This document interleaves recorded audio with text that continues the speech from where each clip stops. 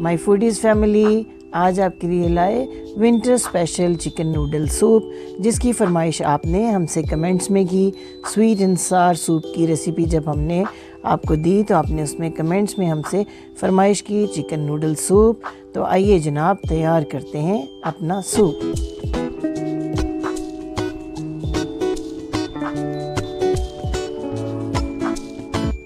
सबसे पहले पैन में 1 टेबलस्पून ऑयल डालें। कुकिंग ऑयल में अपने चिकन पीसेस को हम 2 मिनट तक इतना फ्राई करेंगे कि चिकन पीसेस अपना कलर थोड़ा सा चेंज कर लें।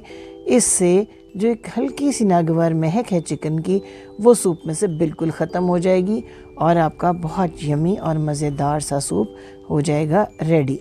तो जनाब 2 मिनट के बाद जब हमारे चिकन ने अपना कलर थोड़ा सा कर लिया चेंज, तो ये ऑयल भी हम इसमें से रिमूव कर देंगे, क्योंकि इस ऑयल